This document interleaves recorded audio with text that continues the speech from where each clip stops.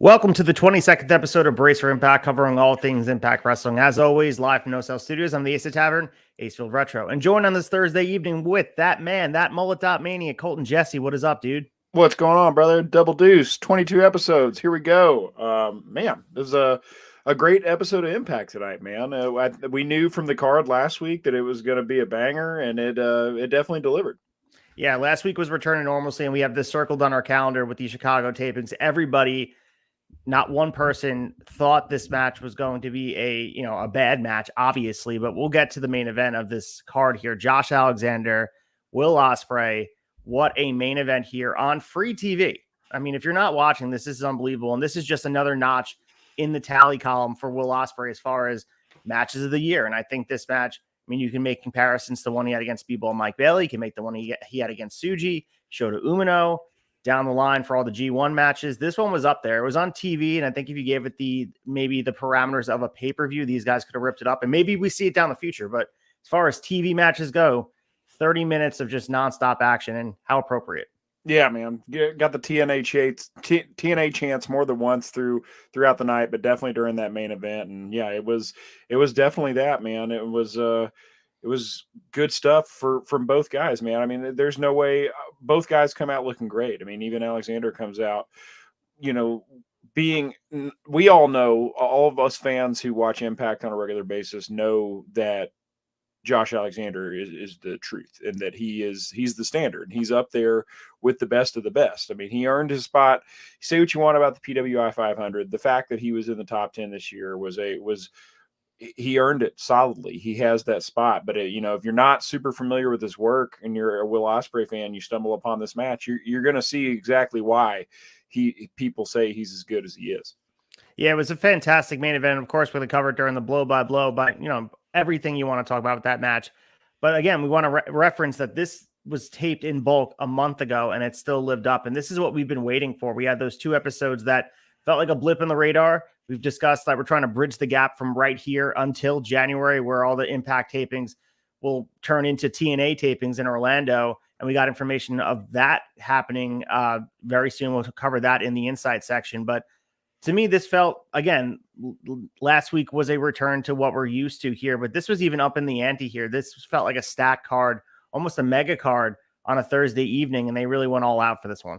Yeah, they did, man. It's wild to think that this was almost a month ago. I mean, this was the, part of the night after tapings after Bound for Glory in Chicago. And yeah, I'm always impressed by how well they're able to construct stories with doing bulk tapings and, not always giving what they've taped to us in sequential order. The fact that, they sat on this for a month and it still felt fresh and relevant.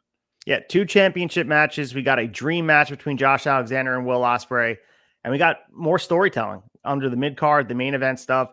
We saw appearances from the X Division champion and the world champion with video vignettes. It was a very well-tailored episode as they build towards Hard to Kill. Of course, they'll make their stop at Final Resolution.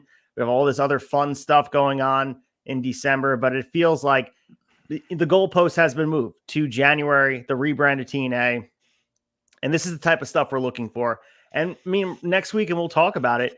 Obviously, Thanksgiving, you and I are going to be here on delay. We're going to be taping it on Tuesday early in the week. We're not going to be going live on Thanksgiving. We love you guys, but we're spending time with our family on the holiday. So we're going to be doing a special edition episode covering the 2007 Turkey Bowl presented by TNA Wrestling, where the loser has to don the turkey suit. Of course, we're going to be covering all the news, and maybe there's some big news that drops, and we'll keep you up to date from whatever happens from now until Tuesday. And, maybe some preview, some stuff on Wrestling Tonight. Of course, we're going to have a little bit of a Thanksgiving flair as well. So this is going to be a little bit, maybe we're going to have some guests on the show. I put out feelers for some other tavern fam to be on here with us, but, changing the pace a little bit. And it feels like they're not even having a card next week, Colton. Yeah, it doesn't seem like it, man, which, I get it. Everybody needs a holiday off, man. Thanksgiving is, in American culture, you're hard pressed to find a day that everybody takes off. There's always somebody working in this country, and there will be on Thanksgiving Day too. But yeah, man, everybody deserves a day off, and what a better time than to take it at this time of the year, spend time with your family, man. Like we said, we love you guys, but I'm going to be way too full to be going on air after eating that size of a meal. Yeah, I think also, too, this card was jam-packed. And, of course, we talked about the main event being almost 30 minutes. They probably could have found a way to stretch out some of these tapings to fit there. And there is a couple matches on the spoilers now that I went back and looked at now that we've seen the 2 episodes of these Chicago tapings and went back on there. There is, I believe, 2 matches that have not aired, but that's not always the case. They don't always air them on TV. Some of this for the live crowd. There's one specific match, and we talked about it here the week of the tapings. It is a Thanksgiving themed match where a loser has to wear a turkey suit. It's not the Turkey Bowl, but I think it's a tag match, something like that, where we won't spoil it. Of course, we'll talk about it the week after Thanksgiving. Someone will be wearing it. So maybe they show that match, maybe highlights. I know they have, a deep anthology of matches they could show. Maybe they're doing something similar to us, but stay tuned to it. Obviously, they're, like you said, they're trying to stretch out the tapings. They didn't want to show Ospreay versus Alexander on Thanksgiving where less eyes would be on it. So it's definitely going to be interesting to see where they go next week, because they didn't preview the card. Usually get Ray Wald, running down the card, Tom Hannafin maybe doing it. None of that. We got previewing of the upcoming events and all that, but no card for next week. Right, which leads me to believe that we're probably looking at some sort of recap show or special, special edition collection of previous Thanksgiving gimmick matches or something like that. Either way, looking forward to it. So again, we'll remind you guys, we will be here next week, same time slot, same everywhere, 10 p.m. Thursday, right here on YouTube, Friday, obviously on audio. Check it out. We're going to be covering 2007 Turkey Bowl presented by TNA. All those years back. It's going to be a fun episode. Like I said, there might be some different faces on here with us. It might just be Colton and I. We'll see. We put feelers out for people to do this, make this Thanksgiving special, because we're going to be airing on Thursday. Right now, we're the only show on the Tavern airing on Thursdays. The Road moved over to their original home on Tuesdays. Here we are on Thursdays, keeping it warm for everybody. And it is Thanksgiving. We'll keep you guys company. If you want to get away from your family after dinner, if you're full from dessert, looking for something to watch, maybe you're sick of football. Maybe you want to watch something different. We'll be there. But of course, we'll be there on demand because the Tavern never sleeps. That's right. All right, let's get to the inside. Talk about all the news in Impact Wrestling. Let's get to the inside. The inside.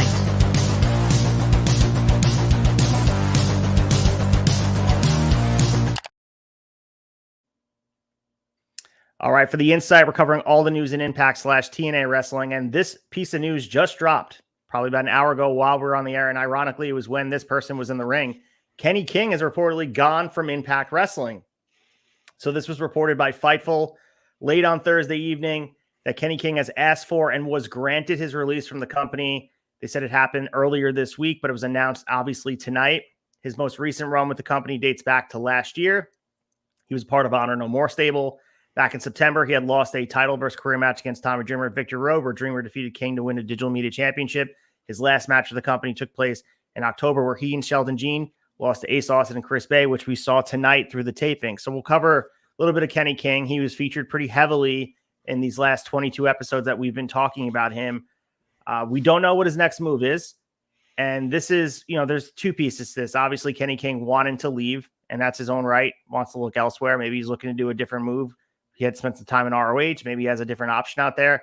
But also watching TNA / Impact work collaboratively with talent. This is a far cry from what we're seeing in MLW, where people are asking for releases and they're being denied, being jammed up. And guys like Alex Hammerstone, Jacob Fatu, Lance Hawaii, all those guys were kind of complaining about where they're at. And this kind of shows the relationship that Impact has with their talent. Even on their way out, they're like, okay, you don't want to be here, granting your release. Yeah, that's something that I really like about this company is it doesn't seem like they hold a grudge with anyone or try to hold anything over anyone's head. If you want to stay, you want to go. Open door policy, handshake deals seem to be pretty common around here. This is surprising for me, though, man. Like you said, for the 22 episodes that we've been covering this, Kenny King's been pretty prevalent. There's not been many episodes that we haven't seen him at least on a small backstage segment on. So, we'll never know exactly what his reasoning is. The dirt sheets can speculate. You hear things here and there. But this definitely surprised me because, I like Kenny King. I'm a big fan. The guy's in great shape. He's got a lot left in the tank. And I was looking forward to seeing some more out of him in Impact. And it just, all right, kind of a surprise out of left field for me for a little bit. So, but, obviously wish him the best and looking forward to seeing wherever he lands. So Kenny King spent most of his career going back and forth from ROH and Impact Wrestling. So after spending 3 years originally with Impact, 2012, 2015, he went back to ROH in 2015. He's a former ROH TV champion twice over, ROH tag team champion 2 times. And towards the end of his run, he had been part of the La Facción and Gobernable stable with Roos Dragon Lee over in ROH. And when they went on hiatus in 2021, prior to Tony Khan purchasing them and kind of being under this umbrella of AEW, King returned to Impact, where he's here to stay. So it begs the question, obviously, we see the La Facción and Gobernable being featured pretty heavily on AEW television. There's a history there. Maybe they have him get involved on the AEW side of things, or maybe again he looks at the options on the independents. Who knows what his next move is? But I think it's going to be quite clear that we're going to find out pretty soon. It may not even be in wrestling. It may be something elsewhere. And aspirations are always out there for a guy as talented as Kenny King. I'm sure to be very eager to see what he's doing next. And my guess, dude, is I think he's going to AEW, or at least working with ROH on the undercard. Yeah, I mean, I didn't think about that, but that makes sense with the resurgence of LFI. You know, we're seeing LFI a lot more on Collision here lately. It wouldn't surprise me at all if he pops up there, man. And you know, good for him. Silver lining to him asking for his release too is, you know, maybe we get to see Sheldon Jean stand out a little bit more as a singles man. I mean, the guy's a great talent, and I feel like he's kind of just been Kenny King's shadow here lately in Impact. So maybe this opens up a little bit more opportunity for him as well. Yep. So, I mean, the thing is with all these guys that either leave Impact, and I mean, we just talked about before where he kind of went back and forth for a bit, and the door is always open. I think we've had guys here and even now on handshake deals, and maybe that changes when the reformat towards TNA. Maybe it stays the same, but the relationship with talent remains to be very positive from all accounts, that they have an open door policy. They work collaboratively with talent. You see people come in and out, even on a one-off basis. Obviously, Cardona came in for the Collier Shot Gauntlet. We also had Sonny Kiss, who's here on a little bit here, obviously after the Chicago tapings, and she was also in that same battle royal with them. And then obviously we saw Will Ospreay, like no contract in hand, just kind of out there. And who's to say Kenny King doesn't come back on a one-off basis? And we saw PCO leave and come back, and all these things. And, you know, that's the way Impact / TNA does things. And I think that's also needs to be noted that this isn't the end of Kenny King here in this company. It's definitely one of those things where he's going off to whatever pasture he wants to explore, but this is always going to be a place where he can work. I think he's leaving on decent terms. Yeah, absolutely. If he wasn't leaving on good terms, I don't know if we'd be here. I don't know if we would have heard about the release. Probably would have been a little bit more quiet. So yeah, man, hopefully to see him, I hope to see him do well wherever he lands. So we covered this on Wrestling Tonight, but this dropped right after we went off the air, and they announced on social media Zack Sabre Jr. will make his Impact Wrestling debut at the Final Resolution pay-per-view set for Saturday, December 9th. So this is going to be in a tag team match where he's going to be teaming with Josh Alexander against the Motor City Machine Guns, Alex Shelley and Chris Sabin. So as we know, Alex Shelley is hurt right now. He is, you know, they taped in bulk, so he's not defending the championship for quite some time. It's going to take a bit. We have to get to Hard to Kill against Moose. That's going to be our main event that they did announce. But this tag match on paper, I was surprised by two things. How has Zack Sabre Jr. never been a part of an Impact promotional event at all, especially with the working relationship with New Japan Pro Wrestling? Seems like a shoe, and this is amazing to me. And seeing him team with Josh Alexander, this has an ability to last-ditch effort to potentially top match of the year. This is going to be a killer match. Yeah, man, this is going to be awesome. It surprised me as well. I was like, man, is that right that he's actually never been on an Impact event? That's awesome, man. You know, this will be a great first for Impact. You know, Zack Sabre Jr. standalone is, you know, one of the best doing it today, and the fact that we're gonna you know, get to see him in a team with Ospreay going up against these guys. I mean, this is going to be incredible, man. This is going to be, or against that with Alexander, is going to be awesome. So I'm really looking forward to this. So this is going to be the final pay-per-view before the company reverts back to the TNA name. So it's a big, prestigious event. I think it's very poetic to have the Motor City Machine Guns headlining that event because of what they meant to both TNA and what they've meant to Impact going forward. And it's going to be on pay-per-view. So Zack Sabre Jr. will see exactly where he lands. There's been rumors that he potentially could be in AEW following his New Japan Pro Wrestling stint here. He's currently the World TV Champion in New Japan Pro Wrestling. And he's the first and only title holder in the belt's history. He won that tournament back to establish the first champion at Wrestle Kingdom 17 back January 4th, 2023. So this is a star-studded match here. Your thoughts, though, on Final Resolution? Obviously, we all know the main event being Moose getting a shot against Alex Shelley. Is it weird to you that that Alex Shelley's not defending the championship here? Do you think it's the right move, especially where all signs and bets go towards Shelley retaining whoever he was going to defend against, and we're all going to go to against Moose? That's the big match we're looking forward to.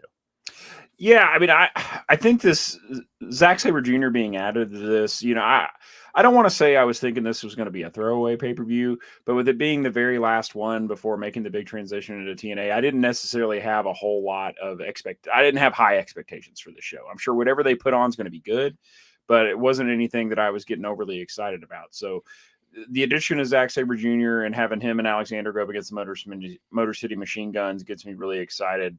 I'm not, if we weren't transitioning, if we weren't doing the brand change, I would take issue with Shelley not defending the championship here. I would have a real problem with it being the last pay-per-view of the year. But the fact that in just less than 4 weeks, or right at 4 weeks after this, we're having our first TNA rebranded pay-per-view. I get wanting to save the big payoff for the next big show.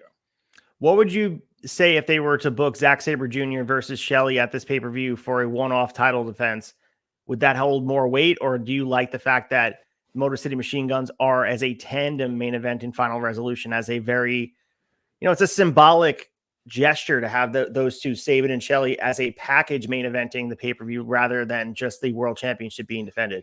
I like the package, man, because I just don't, as much as I think Zack Sabre Jr. is a contender, him coming in on his first match in Impact period or in TNA, he's not coming in and taking that belt off Shelley. So I think that, and I can suspend my disbelief all I want, but that's just, I'm not going to be able to separate it for this event. So I like with the Moose idea program coming up, like everyone knows that's the big money program with Moose and Shelley. Exactly. So, I mean, yeah, he's been walking around with that briefcase for, over a month now. We all know that's where we're heading. So yeah, I like the idea. And plus we haven't gotten ever since this would be the first time that we've seen Motor City Machine Guns team up since the UK tapings where Shelley got hurt. So it'll be cool to see them, go at it on a bigger stage at a higher production value than what we got to see out of the UK tapings. And, yeah, man, this is going to be a good match. I'm looking forward to it. I think I lost to Colton. You lost me? I think I got you now. You're okay. Back in me. Yeah. Cool. What was that last thing you said? I was just saying that, I think it's going to be exciting to see Motor City Machine Guns tag on a bigger stage and a better production value than what we saw at the UK tapings. And, this will be a good addition for for Final Resolution. So during this Insight segment, we'll definitely cover what this Final Resolution pay-per-view looks like. It's only a few weeks away, believe it or not. We are that close to December 9th, and we're sitting here in the middle of November. And, I mean, if you guys are looking to see Alex Shelley in action, he is going to be in action on Saturday, Port Jefferson, New York, going for those remarkable tag team championships with the aforementioned Chris Sabin, Motor City Machine Guns. So the biggest thing here is, again, getting to January for this whole brand and getting to that program with Shelley and Moose. And maybe Moose plays a role here. I wonder what they're doing here. Moose was in action tonight, obviously, with a nice little warm-up, tune-up match against Heath. But Moose is a guy that they want to have all the momentum behind him. And I think the other piece to this card is finding a good match for Moose to go in with a slingshot into Hard to Kill. He already has some momentum, but I think it's going to be important here on this pay-per-view to have Moose have this memorable moment. And I'm trying to look at the roster, and I think we'll kind of have to mull it over, but we have to find a match that means something for Moose if he gets the win. Yeah, absolutely, man. And I think we'll probably land with him being in a tag match. I think probably something, a program with Myers. We saw that we might got a little preview of that tonight, which we'll cover when we get to Blow by Blow. But yeah, we need Moose looking strong going into Hard to Kill, which is not hard to do, man. Anytime a guy steps through the ropes, he looks strong. So we also had some news about Mickie James, and she's no longer listed as an active competitor on the Impact Wrestling roster. So her full profile has been removed from the Impact roster page. PW Insider reported that James is, quote, taking a break from Impact, citing sources within the company. But it was also noted in the same breath, Colton, that the relationship between Mickie and Impact remains very strong. She's considered a company legend and could return at any time. So it's believed she's been working without a contract in Impact since returning back in 2021. In June, it was reported that she was still a free agent despite regularly appearing on Impact programming and also being the Impact Knockouts champion. So Fightful later reported that Impact considers James a, quote, woman of her word, and that there's never been a real concern of her going back on her commitments. So just as we mentioned before, the opportunity to work on a handshake deal. I mean, Mickie James is in a different stratosphere than a lot of talent. Even a guy like Kenny King, who was there for a bit, Mickie James is on a higher tier as far as like word of mouth. Like you just come in, say you're going to do something, and it's never going to be an issue that even if you're working as the champion without a contract, she is one of those people that kind of gets the graces of just being able to have all that control without having to make the commitment. I don't think this is much to do about nothing to me. I think Mickie James is just taking a break here. If this wasn't announced, it would just be assumed she eventually could come back if she wanted to. And she will come back. I guarantee you she'll be in some fashion in TNA 2024. She's going to have a meaningful program, whether it's long stretch or not, who knows? But I think she's not done with TNA/Impact, and she's just taking a break for right now to do other things and maybe work other companies, and that's okay. Yeah, absolutely, man. I thought it was kind of odd they mentioned it as well, especially, the fact that she's always on good terms with TNA Impact. She's always kind of been able to kind of come and go as she please. It'd be interesting to see. I wouldn't be surprised if we see her, pop back up in WWE now that Nick Aldis is over there on weekly TV. I mean, we saw even last year she popped up on WWE on a pay-per-view with the Impact Women's belt, which is unheard of. They've never let anybody bring another promotion's belt onto their TV. So you wouldn't be surprised if we see her pop up a little bit here and there in WWE. Could be very interesting, especially with Endeavor being in charge and also with Paul Levesque and his more progressive mindset towards collaboration in wrestling. And I'm not saying we're going to get a super show or Forbidden Door level thing, but I think, people need to really look at Nick Aldis and also Mickie James as that bridge that could bridge the two promotions together on a one-off to at least work together. And I think you're right. I think potentially we could see Mickie in some capacity back with WWE, doing something, maybe in a producer role similar to Nick Aldis, but also helping the younger women in that division, working in a program with someone like that. We saw what Trish and Becky Lynch were able to do stretch upon, I think, 4 or 5 months they worked together. Mickie James could help somebody out like a Tiffany Stratton, like a Zoe Stark working with them. I think she could be immensely important, especially on the run from the Rumble to WrestleMania. Having Mickie James in your cards of play could be very interesting. And like you said, I think the relationship there, obviously on the road with your husband, could be appealing to her. And, like we said, the relationship between Impact wouldn't be damaged by that at all. It's all love in this business as far as Mickie James go. We saw them have this mindset where she can come as she pleases, but she has to kind of take the opportunities as they come. And right now, Nick Aldis is being featured on TV in a leadership role. He's on the road with them. And if there's an option for her, whether in ring or behind the scenes, she would have to kind of consider it, especially she does have a legacy there. We all talk about Mickie James' legacy here in Impact Wrestling being probably the greatest knockout performer of all time, but she still has a WWE legacy. I mean, WrestleMania 21, that moment, she has a lot to give there too. So maybe she wants to scratch the itch a little bit over on the WWE side. Yeah, and who can blame her for that? So we also had some words about the TNA wrestling taping that we were all talking about. We knew it was happening and we want to know where they were taping, but it seems like they're going to be taping in Orlando, Florida. So on Friday, January 19th and Saturday, January 20th, it was announced that TNA Wrestling will hold their TV tapings in Orlando, Florida. So matches from the tapings will are on future episodes of Impact. So right now the tapings are being held at the Osceola Heritage Park in Orlando. Tickets are on sale.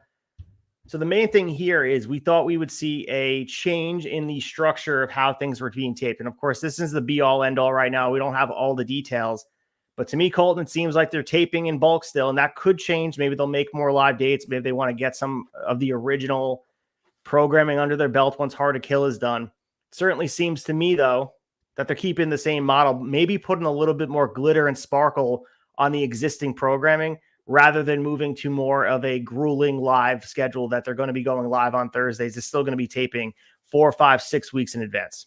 Yeah, and I understand doing that, man. I mean, obviously it's more cost effective to do it like that. It's cool that they're doing it in Orlando because I know, historically they do a lot of taping in Nashville, some in Atlanta. So the fact that they're switching it up and, getting a different crowd and different towns involved is always good. So, yeah, man, I'm stoked to see the first round.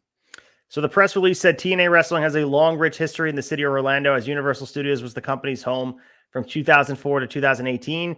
TNA Wrestling held multi-day shows at the Osceola Heritage Park in January 2023 and May 2021. They also announced some of the talent will be there: Alex Shelley, Moose, Josh Alexander, Eddie Edwards, Chris Sabin, Tommy Dreamer, Ace Austin, Chris Bay. Also the Rascals on there: Trinity, Jordan Grace, Courtney Rush, Jessica, Giselle Shaw, all advertised to be there. As we know, though, Colton, Hard to Kill is taking place in Las Vegas. We're going to get one round of tapings there as well. So if I'm doing the math here, so if we have Hard to Kill, usually on those post pay-per-view tapings, it is one day with 2 weeks, or I would say 2 weeks. So bridge the gap from the 14th until the beginning of February. And on top of that, these Orlando tapings would bring us to almost mid-March. And we're going to have all those tapings in bulk. And I think we're going to have to see a little bit of the changes on these extended bulk tapings. And maybe we're going to see some of the changes, like I said, a little bit more glitter, a little more pizzazz on top of the lower thirds and the lighting and the sets and the ring and all that. But I think the model right now stays the same until they get their feet under them. Yeah, absolutely. And it's I'm just excited for the rebrand, man. It's I don't want to wish time away, but January can't come soon enough. I'm excited to see the new look of everything and see where we're going. Is it disappointing to you to hear that? Because there was a little bit of like, oh, really? I thought they would probably change it up a little bit. I don't know. I don't think I was expecting them to go live. I maybe follow like more of an NXT schedule. It would have been for me. Like, that's what I thought they were moving towards, but it feels like just for the beginning of 2024, it's going to show on the promotional side a little bit of a different side of them, but then maybe they're going to move in a different direction if things are successful. Yeah, I mean, I'm not necessarily surprised. We talk about how well they do with bulk tapings, whereas some companies don't do as well with their presentation when they tape in bulk. I mean, it presents challenges just as well as there's cons to it, just as there are pros. I think if it's kind of a situation to where it would be exciting to see them do more live, but it's cost effective, and it's a situation with me, man. If it's broke, don't fix it. Like, if it's working for you, I understand not switching it up, not changing the playbook up too much. So I'll be interested to see what it looks like taping in Orlando, because I mean it's been a long time since they've gone down there. This feels like they're, to me, it feels like they're setting the stage on a tee to be attractive for some bigger network. And I know we saw the big news drop with NXT and CW. Obviously, NWA thought they had a deal with the CW, and there's obviously a market out there for live pro wrestling. And I think maybe TNA right now is waiting until, and we have to look at the details of this Access deal and see when it is up, but they're going to outgrow Access. And I think that if that hasn't been done already, right now they need a bigger platform to grow the audience. They need to find a place that can grow, in a place like CW. And for those suitors that fell just short of potentially, and we don't know the names of those suitors, we know that they were out there, the big names, the Amazon Primes, the Netflix, all those other rumored type of places that wrestling could live. But other than that, there are probably maybe smaller channels that were on the same level as CW that swung and missed at NXT, swung and missed at Raw, swung and missed at SmackDown, didn't get it because they didn't want to, put all their eggs in that basket. Maybe a smaller channel for a cheaper price could be attracted to TNA Wrestling, similar to the NXT CW deal. It's out there, but maybe this is setting the table to, this is what we can do. This is the shine on our product. And then maybe they move towards a live production once they're obligated to do it on a weekly basis. And I think too, with the move to TNA, we've talked about how just for the nostalgia grab, it's going to get more eyes on the product. So I think that's also got to be part of this type of packaging, that if they are trying to present to a larger network something bigger than Access for a better deal, the addition of eyes on the product as well as the improvement in quality it all goes together, and it's all intentional. Yeah, and I think right now is a golden age of pro wrestling, and I think the live programming, trying these, to keep the cord cutters from completely disappearing, you have to find a reason for them to stay. And it's been live sports and live consistent programming that isn't repeats, and pro wrestling is out there. 52 weeks a year, they're going grinding with shows. It's such a valuable asset that it's predictable. There's a certain sect of fans that will show up. That's very important to continue down the line. And I think TNA Wrestling is going to cash in soon. And I think that's maybe part of their plan, whether they say it or not out loud. Yeah, It's got to be to make a move, to make such a big and bold move like the name change. There's got to be a bigger end game in sight. When, like you said, whether they're saying it out loud at this point or not, there's got to be a larger goal in mind, and a larger network to me makes the most sense. So we have Norris Sparks in the chat here, and he had said it would be amazing if Paramount Network would buy Access TV. Yeah, I mean, I agree, Norris, and thank you first and foremost for watching. We appreciate the support. Been seeing your comments on our shows. We really appreciate it. Thank you for watching and appreciating, first of all, Impact / TNA Wrestling and enjoying what we do here. Or even just being suited by Paramount, a streaming service. We saw Peacock take the leap with WWE, and they're still in the red. They had to invest a lot into it, and hopefully that they will grow from that. That's how you get a streaming service off the ground. It's an investment with a loss in the beginning. Place like Paramount, we've been talking how long about the Max deal with AEW, the streaming access and all that. There's got to be a streaming app out there that maybe doesn't exist yet that would totally take Impact. And don't forget, their back catalog that is so attractive with all these stars, all these names that they own, some of the greatest wrestlers of all time, just throughout their lineage and how long they've had 1,000 episodes of Impact TV. On top of that, you have the pay-per-views, you have all the stuff that goes into it. It has to be attractive to throw on a streaming service because you're going to get wrestling fans to sign up. Yeah, that'd be a huge get for Paramount, man. That would get me to continue to renew my subscription month to month. But I really think it's going to live on traditional cable. And I think it's going to be because there are desperation notes of these cable companies to keep people watching on a consistent basis. And that's why we saw CW go out there and make a grab for NXT. And, we saw two wrestling companies on the low. It's amazing to me that the third promotion in WWE by a long shot. I mean, people will say, on paper, NXT is equivalent to the two. That's just a lie. They are still a smaller brand. For them to get the deal that they got, 70% increase from the last deal, just shows where the market is right now. And TNA right now / Impact has to be looking at it like we could do that as well. If NWA was attracting those type of suitors, we know that Impact and their roster is in a much better shape, in my opinion, than where NWA is. Oh, 100%. So Trinity, she had cut a whole bunch of interview stuff. Every time she's in the media here, she's speaking about Impact. She's such a great ambassador for what she's doing as far as being a champion, but also talking about some of the stuff in the future.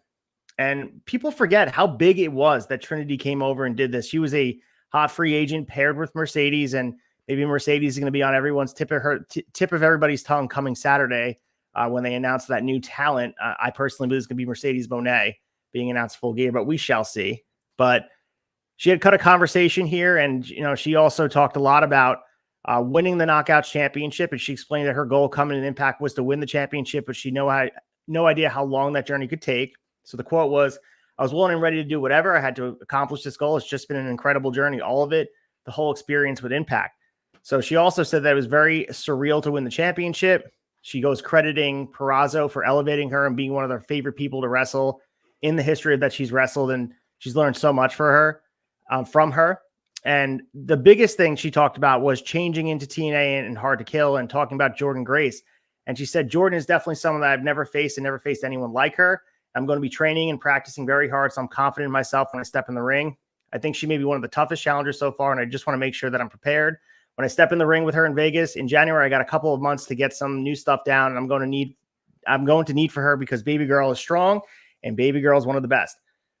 Big match feel. And again, she's very well spoken here. Interview is very, very business-like to me, very stock, almost staying in line with kayfabe, but also talking about the real emotional side of being a part of this galvanized roster that has become the Impact locker room. But I love really the build for Hard to Kill. We have all these months to sit here and wait for the two huge matches, Alex Shelley and Moose, but also Jordynne Grace and Trinity Fatu has a big match feel. Yeah, I think that Trinity and Jordynne Grace has a bigger match feel to me than Moose and Alex Shelley going into this. I mean, it, like you said it very well, that people like to forget how big of a get Trinity was for Impact, and she's a great ambassador. I mean, she is a PR director's dream, man. She's a great ambassador for the Knockouts division. You want her on every press show you can get because she just does a great job. So also, I mean, we know her history with WWE. For her to speak all the praises towards Impact / TNA, Yeah, it speaks volumes. And the fact that she went over from WWE and she compares it there, maybe she eventually goes back to WWE. Who knows? We know that that is her original home and her husband does work there as well. But a big piece to what she's saying here is just moving towards the future and driving this knockouts division, and she's carrying the weight of that on her shoulders. And I think she feels how heavy that legacy is, and carrying it further into the future is important for what TNA is and what TNA is going to become.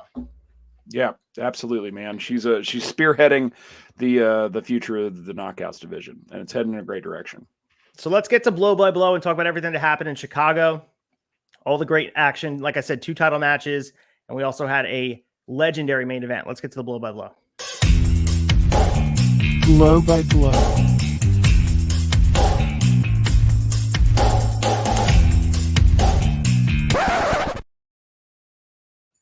So we got the blow by blow here. And of course, Tom Hannafin, Matthew Raywald lead us in. They get video recap of last week's highlights, show us everything happening. And we get right into the action, Colton. We have this tag team championship match, ABC, Chris Bay and Ace Austin versus Kenny King, who's on his way out. Little did we know this was his last match with Impact for the time being, teaming with Sheldon Jean. I'll let you take the lead here, setting the pace for the night in a championship fashion.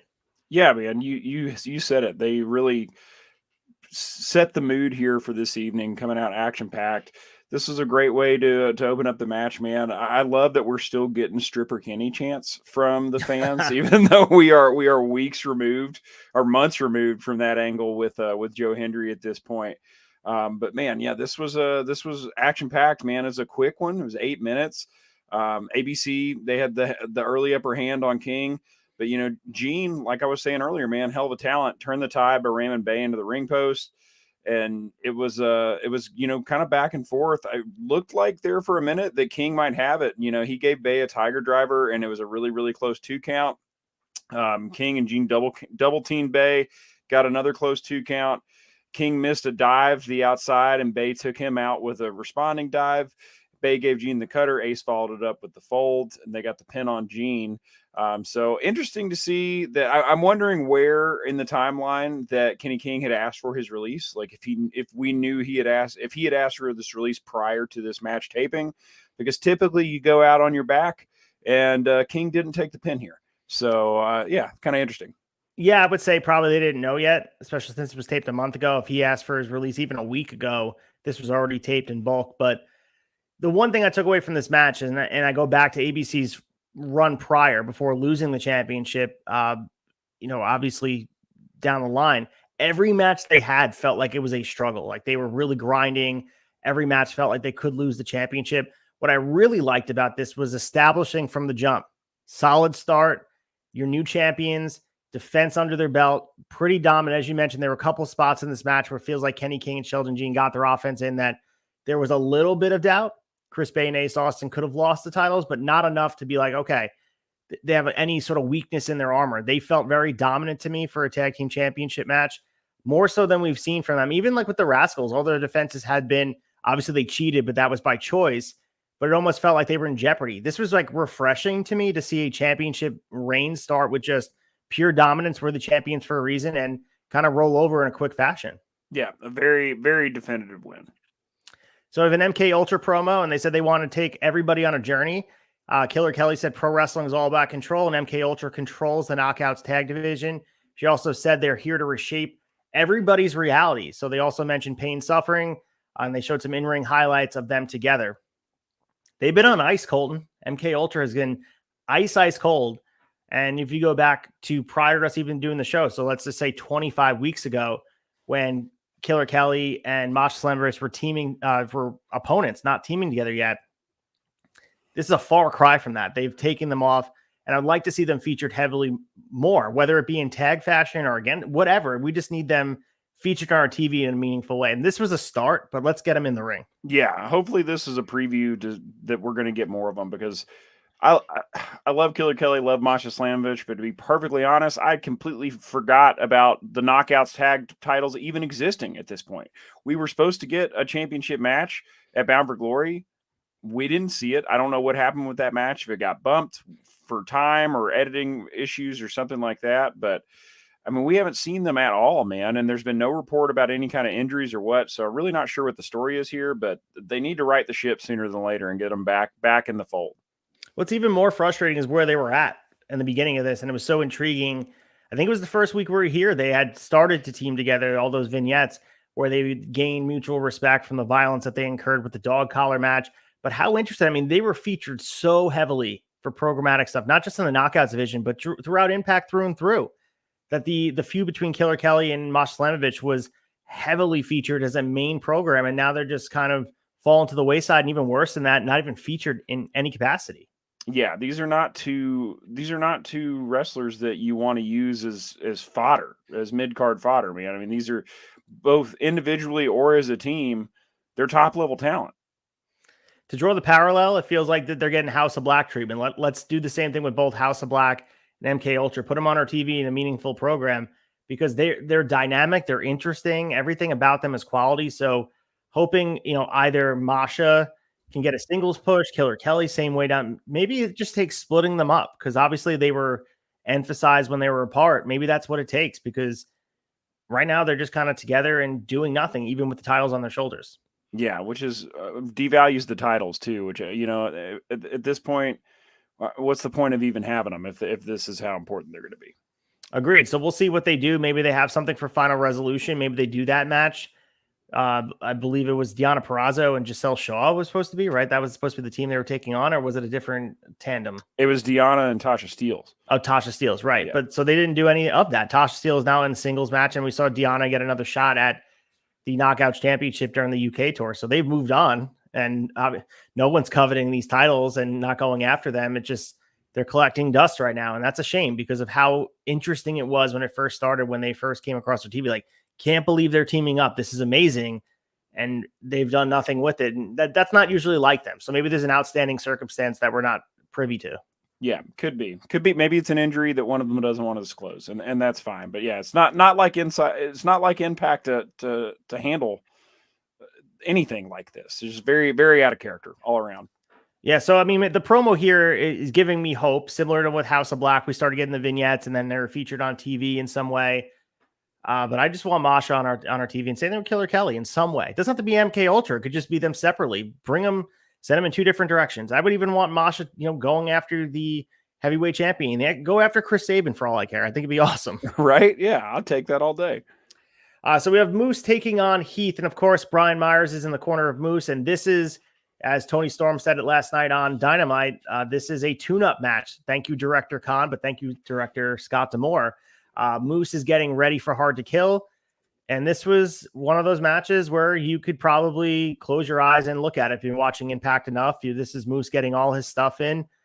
There was some distraction from Myers at ringside, but other than that, a pretty dominant win from Moose here. And Heath is also on his way out, as we covered. They didn't renew his Impact contract. So not much to cover here outside of Moose gets the pin after the spear. 6 minutes flat, pretty much by my account. Short, decent, and this might be Heath's last match in Impact. And like you said, going out on your back is the traditional way of doing things. Right. The only thing that makes me think that maybe it's not his last match is the fact that we, had Rhino come out and kind of make the save there. I know we've had some on again, off again heat with Rhino and Macklin. And then now it looks like Rhino kind of throwing some stuff towards Moose and Myers. So I always love seeing Rhino, man. I've been a fan since I was a kid. The guy is super nice, and I mean he's looking great. Like since coming back from his last stint on injury, like he's in great shape and he can go. So whether we see him singles or whether we see him teaming with Heath, I'm excited to see more of Rhino, and maybe that's what we get going into a Final Resolution is Moose versus Rhino, which I'll take. Definitely a possibility, but we had Moose and Myers backstage. Moose was pissed off that Rhino, and he was talking about that. At this point, I'm going to end your career. So, I think we may get this at Final Resolution. It might be Moose and Rhino because we have everything taped from now until I think we have another week or so of content. So maybe they want to get to December 9th and they have this Rhino match against Moose. And that'd be a good little warm-up match here in a singles capacity. And Myers said he's going to see the trainer, and there's some dissension between Moose and Myers here. And Do you think they split Moose and Myers prior to this hard to kill thing, or is Moose and Myers still going to be a dynamic duo going into the pay-per-view as far as Moose's main event push? Hard to say, man. I could see Myers being in Moose's corner for the world title match for sure, but I don't see them sticking together. My prediction is that the belt goes on Moose. Myers is in his corner up into that point, and then Myers gets jealous and takes a shot at Moose for the title. That's where I think we're going. Definitely a possibility. They're planting those seeds. There's definitely dissension. We saw it last week. We saw it this week. We got to keep Moose going strong, and I think it's a very strong possibility that we're going to see a lot of matches like this going forward until we get to that hard to kill pay-per-view, and they want to make sure Moose is as strong as he's ever going to be. And like you said, it doesn't take a lot to heat Moose up, especially with his Impact audience. They know what he can do. Former world champion, guy who is Mr. Impact. He's earned that moniker. So we shall see exactly what they decide to do. And a Rhino match might not be a bad thing. No, not at all, man. So our third match of the evening was the Rascals, Trey Miguel and Zachary Wentz and Myron Reed. Myron Reed's debut here in Impact, taking on Black Taurus, Laredo Kid, and Juventud Guerrera. So this is Reed's first time teaming as a member of the Rascals in Impact. We had Conan on the commentary team, set the stage for us. This was the Lucha Libre celebration in Chicago, so let's keep that in mind when we saw these three great luchadors from past and present teaming up. Yeah, man, this was a good match. Really cool to see Conan on commentary. Yeah, this was if we didn't have a Josh Alexander versus Will Ospreay main event, this easily could have been match of the night. This could have been match of the night any other night of the week for sure. This was a lot of fun, man. Myron Reed looked really good overall in this match. I thought, not that Trey Miguel and Zachary Wentz did not. They got some great spots in, but this was the Lucha show, man, for sure. This was the Hoovy and Black Taurus and Laredo Kid kind of ran the show all around here, man. There was Juventud Guerrera, man. Was all over the place in this match, and you still got it chants from the crowd. Laredo Kid hit Trey Miguel with a cutter. Taurus hit an incredible pop-up Samoan drop, man. It was just spot after spot. And I tell you what, man, we were both talking about this off air. I was a little surprised, to see, the Luchas get the win, but then when we think about when it was taped and the fact that it was a tribute to Lucha, that makes a little bit more sense. But Black Taurus getting the pin here, that did surprise me. I expected maybe Juventud to get it just with the nostalgia grab and the fact that we got to see him for the first time in a while on Bound for Glory. But very excited to see my man Black Taurus finally get a pin in Impact. Since we have been doing this show, he has taken a total of, I believe, 3, maybe even 4 losses. So I'm a huge Black Taurus mark. Love to see him get a win here. Yeah, this was an awesome match here. As you said, on any other card, this might have a chance of being match of the night. This was everything you love about Lucha Libre and these type of spotty matches in the best way possible. And as you mentioned, the fact that we had such a strong run from Trey Miguel and Zachary Wentz, similar to what we saw with Josh Alexander going in. It's weird to see them losing, even when Myron Reed took the pin here and he is the new guy in the fold and he's the one that takes the pin. It's still weird to see the Rascals on the losing end of things. Never going to get used to it because they were on such a dominant run. Even though they were cheating to win, it feels weird when they're on the losing side of things and they're not celebrating and, with the spray paint spraying in the air and all that. But this was awesome, man. And like you said, Black Taurus getting the pin after Destination Hellhole pile driver, and Myron Reed took the pin. But I think everybody walked out of this match looking good. And that's the best part about Lucha Libre is you get a round of applause for the effort, not so much the finish. And like Juventud Guerrera looked like he was 10 years younger here. He just went out there and, the impact, maybe this is the home for him. And I've been asking and Chad and I were talking about this on Wrestling Tonight. We need a Lucha division somewhere. Maybe someone can capitalize on a very similar cruiserweight division that they had in WCW in the mid-90s, but maybe a Lucha Libre version of it, especially with the pipeline of AAA or CMLL bringing them in, and just AEW's roster and obviously Impact's ability to bring in Lucha Libre stars. I don't know, the possibilities out there, and you could have a really stacked division that is just a one-off buffet level, like pop in if you want to see it type of thing on the card. Dude, what better place for a lucha division than a place called Total Nonstop Action? That's what Right. that shit is to a T. It's perfect, man. And Conan even referenced that in commentary tonight. I thought that was great. So hope to see more of it, man. I love all three of these guys: Laredo Kid, Black Taurus, Juventud Guerrera. I mean, like, bring these guys. I will watch any iteration of a team of the three of them or any of them individually every single week.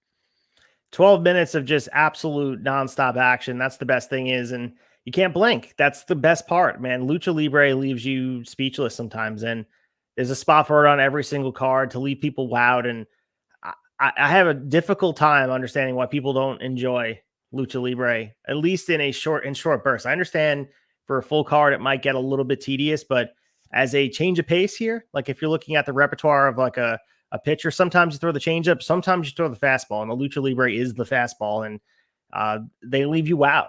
And sometimes, you know, it's just what a card needs, and that it was perfect. The crowd was so into it and set the stage for the rest of the night. And give them credit, they stood out on a card that had Josh Alexander and Will Ospreay. Like, I'm going to remember this 6-man tag, and that's saying a lot, especially with what the main event was tonight. Absolutely. I mean, that's saying a lot because we seem to get a lot of 6-man tags these days, especially out of the AEW camp. And a lot of times I can take or leave a 6-man tag, but this one, man, is going to be burning my memory for a long time. So we lead into Jordan Grace and Bully Ray taking on Kylan King and Steve Macklin. We know the story with Bully. He was the final elimination for Jordan Grace back at Bound for Glory, and she obviously won the title shot that she's cashing in on Trinity. But Bully Ray is playing this, I don't know, it's a passive role we're seeing from him, and he's not biting on the bait that Steve Macklin keeps putting in this place. He did knock Macklin to the mat at the beginning of this match, asking who's soft now, but we still haven't seen the edge from Bully yet. Are we going to see it sooner than later? Are we going to get a heel turn? We saw hints of it tonight, the end of this match, but still sort of under the surface right now. What's the deal? I don't know, man. I was kind of expecting it to blow off by now. So he's in kind of a weird kind of purgatory right now in a way where we're just not really sure who he is or what he is. I'm excited. I'm enjoying seeing him in these intergender matches. I will say that. I think that he is a good dance partner to have. In that, I did like the tension between him and Kylan King here, with it being kind of the sensei versus the student situation. And, you know, there was a lot of intensity from him against Jordan after they won the match tonight. Like, they pick up the win. Bully comes back in with the trophy and, you know, tells Jordan Grace, like, if you want it, take it from me. And he kind of looks like he's not going to give it up to her, but she eventually gets it. So I'm not sure. Maybe maybe we're seeing Bully Ray transition into more of this, like, just kind of overarching, almost like a sensei role, like for all the other younger talent. I'm not sure, where, you know, he's kind of getting in your head and playing games to try to get the best and the most ruthless out of you. So I'm not really sure where we're going with it, but I think this should probably be the end of him and Macklin, this match tonight. You know, everybody looked good in this match, and it was a clean win. 7 minutes, plenty, just enough time, not too long, not too short. But I think we got to do something with him here soon. We can't just keep recycling the same, oh, you're soft, who's soft now bit with him and Macklin. So Jordan gave King a back fist to finish it off with the Juggernaut driver for the pin, establishing, similar to Moose, establishing Jordan Grace as a legitimate contender to Trinity. Wouldn't be shocked if Jordan Grace wins that match hard to kill. Of course, we'll preview that later, but we mentioned the intensity after the match. Bully was behind Grace with the trophy, as they're calling it, the Collier Shot Gauntlet Cup. She turned around. She took it from him fiercely. They had a stare down. The fans were booing, expecting Bully Ray was going to attack her, but then they shook hands. So then I think the fans were a little bit confused here. As we said before, they're not sure that maybe this was a moment to solidify Bully Ray as a leader type babyface on this card. But to me, it had tinges of hinting he would turn heel, which confused the live audience. And I think Bully Ray does his best work as a heel. So it'd be interesting to see if they're just threading it along for a bigger picture, or is this going to be his role going forward? As you mentioned, maybe that's the role he wants to take, maybe taking a step back for the time being, a forward, like, main story, just being out there helping to put over someone like Jordan Grace, because that's what he's doing here, helping to put over intergender wrestling, but also Jordan Grace is getting the rub from Bully Ray every step of the way. Yeah, which is it's a great rub to get, man. I mean, his endorsement carries a lot of weight in this business. So we had our next match here, Trinity and Sonny Kiss for the Impact Wrestling Knockouts Championship.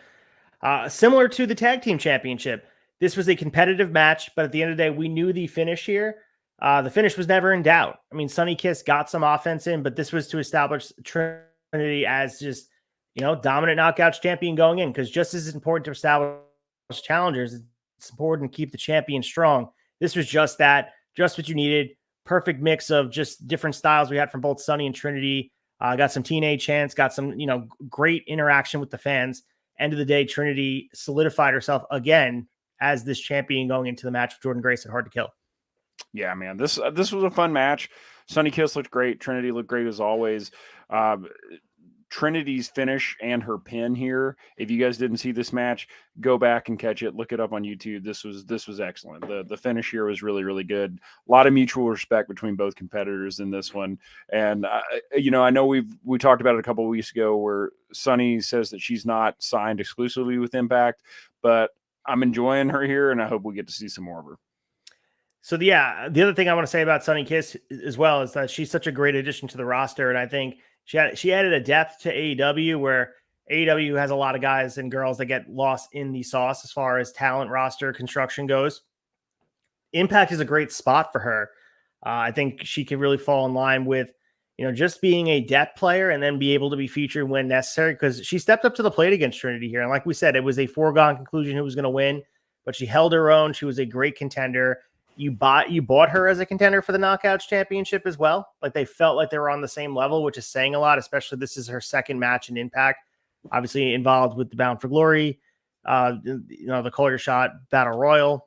But a big piece to this was being a contender off the jump. So if you give Sonny Kiss a little steam, little momentum going into future storytelling, who knows what the ceiling is for as far as star power goes.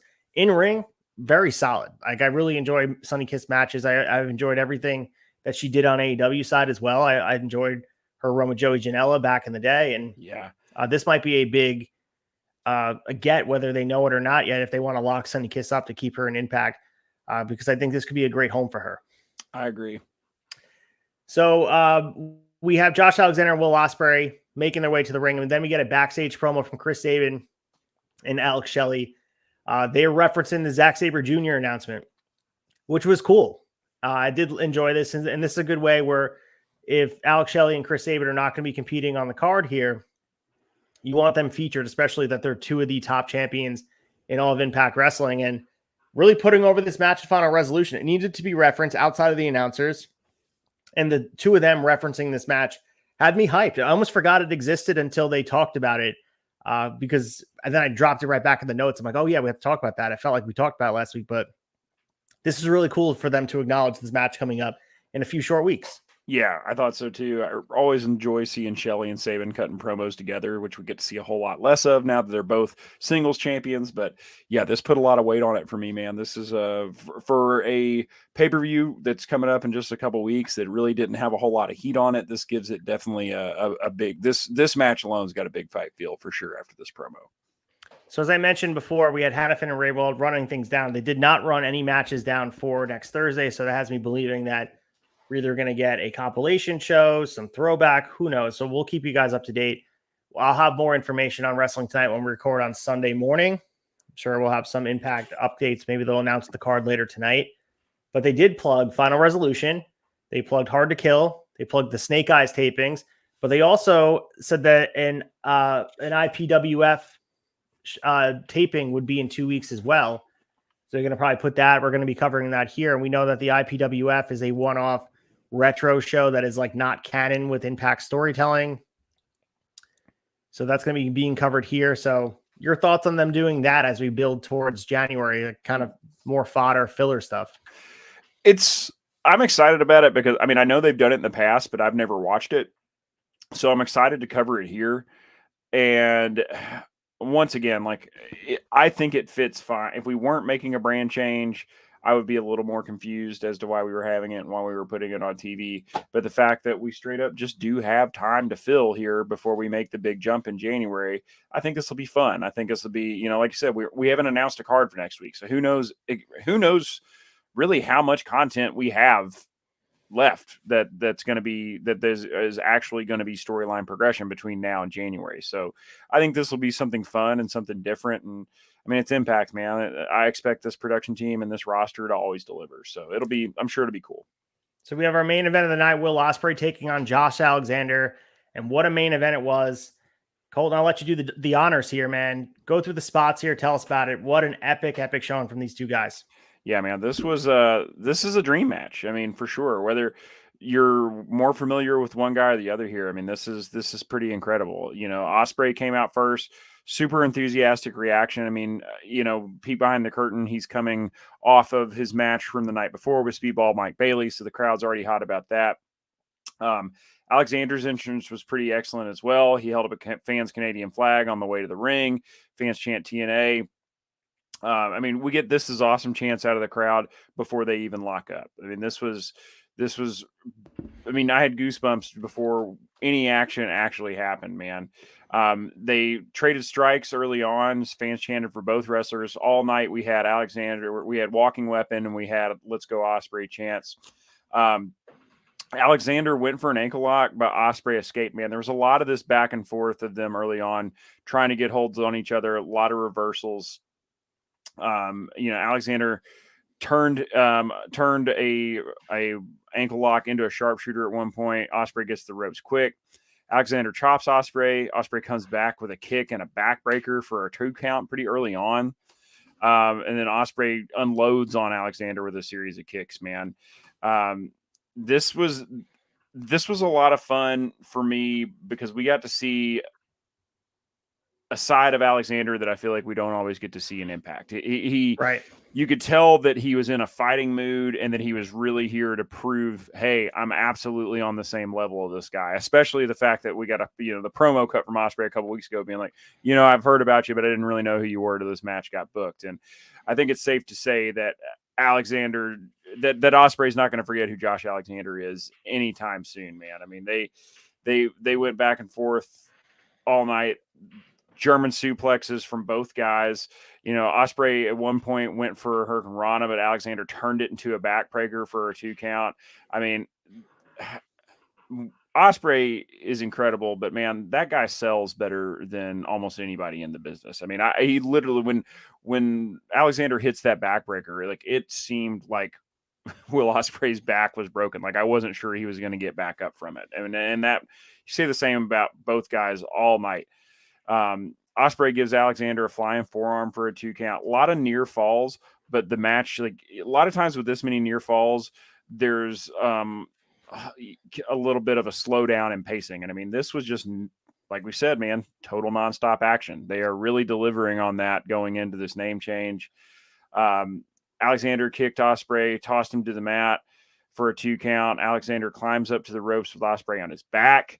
It gives him a senton for a 2 count, but Ospreay counters with a Tiger Driver, got the fans out of their seats. I mean, Ospreay ends up getting a Stormbreaker for a win, followed by ends up delivering a Stormbreaker after a Hidden Blade.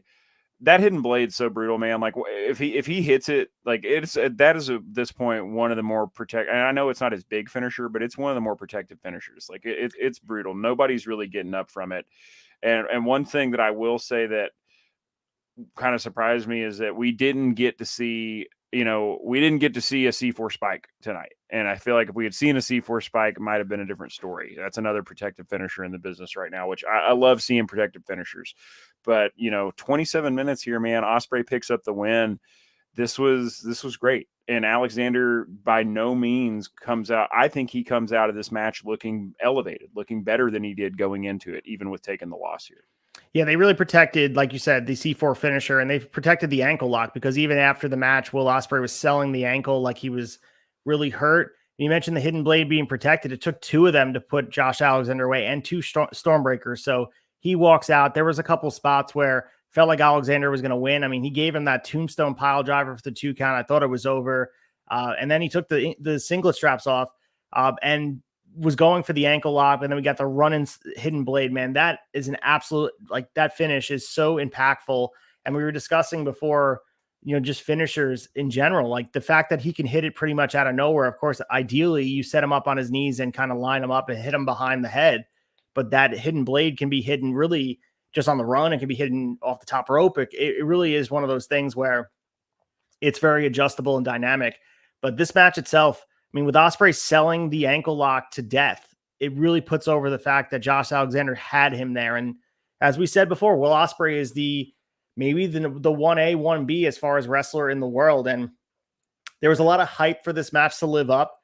I thought it lived up. I mean, this was an intense battle from beginning to end, a war of attrition between two world-class athletes with the pacing, as you mentioned, which they started fast and they never took the foot off the gas. And that, like you said, this Japanese style of near falls at the end, hitting all your big finishes, signatures, all that stuff, and people kicking out at 2 counts.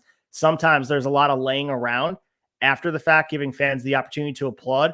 Felt like they never had the chance here. Maybe it was because it was 27 minutes, not 47 minutes, where they probably would have went 47 on, if they were at the Tokyo Dome at, on Dominion or at Wrestle Kingdom or something like that, they would have been afforded double the time that they got here. Sure. So they sped it up a little bit here. But man, you got to look at even just Ospreay's trilogy of matches he had just alone here in Impact. Like, just fantastic resume he's putting up there. If you guys are looking for something to check out, like, this match is a must-see.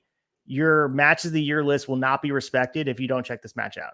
I'm being honest. Like, if you don't watch this match and you say defiantly, whatever match, your match of the year, whether it be the Iron Man match or Ricky Starks versus Bryan Danielson or whatever your match of the year is, you have to make sure you check this one out. I'm not saying it's my match of the year, but you have to consume all those matches that are 4.75 stars, 5 stars, maybe over 5 stars. I'm curious what Dave's going to give this.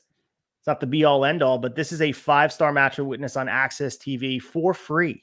So an absolutely amazing match. And it just kind of speaks volumes about Will Ospreay's contributions to the wrestling landscape just this year alone.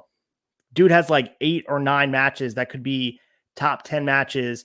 And you're not wrong either. Like, you could say any of these matches were the match of the year and people would be like, yeah, I could see that. What other wrestler has done that outside of like 1986 Ric Flair? Nobody. Almost no one. Yeah, it's incredible, man. The guy is on fire. And the fact that, I mean, he has managed to stay healthy through, like you said, 8 or 9 of the best matches of the year that have just all been fucking jaw droppers. Like, it's a miracle, man. Like, it's awesome. It's awesome to watch. If you didn't see this match, go back and watch it. If you didn't see Ospreay versus Speedball Mike Bailey, go back and watch it. You're missing out big time. You have to, if you're a wrestling fan and you don't watch these 2 matches before the end of the year, something's wrong with you. So they didn't plug any matches for next week, but there may not be a new episode for Thanksgiving. As we said, we're going to be covering our own little throwback episode, but they did plug the IPWF episode in 2 weeks. So I guess that's what we're going to be seeing down the line, but a tremendous episode of Impact Wrestling that I can't throw enough superlatives on. Go out of your way to check this out. This is why we tune in every week and cover it from week to week. All right, let's get to shock and awe. Or no, let's get to impactful moment first. Pick our biggest moment, our best moment, what we love best about this episode. I mean, I was going to skip it because I think we both have the same thing on our docket, but let's get to it. Impactful.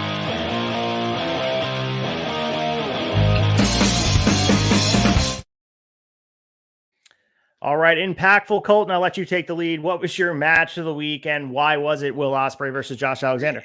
There's no way it's not Will Ospreay versus Josh Alexander, man. Like I said, just a killer match from top to bottom. I mean, it's a clinic. It is the definition. I thought it was it's a great love letter to pro wrestling in general. This match is, and it's just perfect in many ways. And I love, like I said, I think Alexander came out looking like $1 million, and so does Ospreay.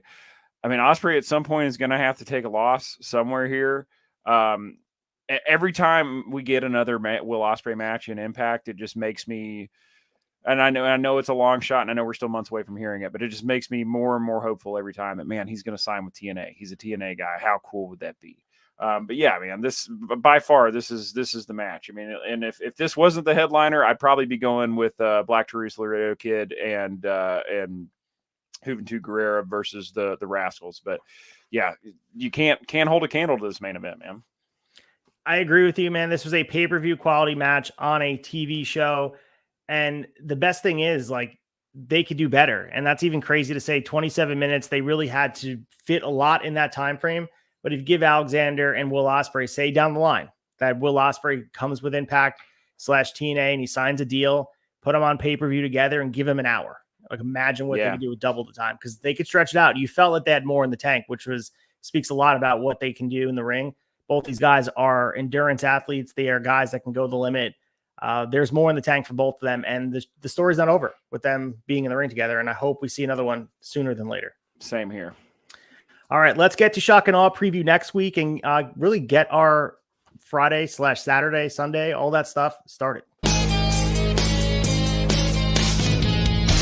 Shock and Awe.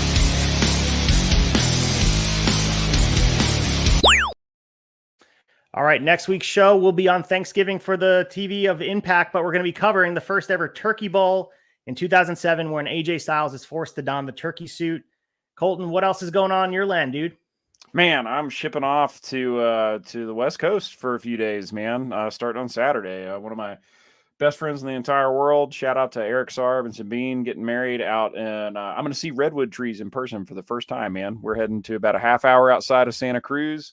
And going to start my Thanksgiving week off on the West Coast, hanging with some good friends, and then getting back to Kentucky way by Tuesday, just in time to record with you, and then get nice and fat and sassy on some turkey ham and gravy and taters and all the trimmings, man. So yeah, I love this time of the year. I love the holidays. Always love getting a little time off work, spending time with friends and family. So yeah, it's going to be a good week. What do you got going on? You know, just family stuff as well. Thanksgiving, celebrating the holiday. Make sure you guys check tomorrow out. It's Friday night, Saturday night's main event. We're kind of getting to the tail end of the season, so make sure you guys enjoy it. We've been doing all the sequential episodes of Saturday night's main events catalog, which has been fantastic. Obviously, check us out on Wrestling Tonight. There's been a lot of great content on the tavern. I mean, make sure you guys check us out. Support us in any way possible. You can do that by buying a shirt, like and subscribing, anything you want. Turnbuckletavern.com is where you can find us. Hell yeah, man. turnbuckletavern.com. Every day of the week, you're getting content, whether it's on YouTube, audio, on Spotify or Apple. Please go, like, subscribe, leave us a review. Whether you're getting us on Apple, Spotify, or YouTube, we appreciate you hanging with us. And yeah, come back next week, man. You'll be full of food, but we're gonna have a fun episode covering the 2007 throwback. I'm looking forward to that. Looking forward to seeing a babyface AJ Styles first time in a while. Hell yeah, and we'll look forward to catching you guys on Turkey Day. But we'll talk to you next time. We appreciate all the support. Talk to you after a while.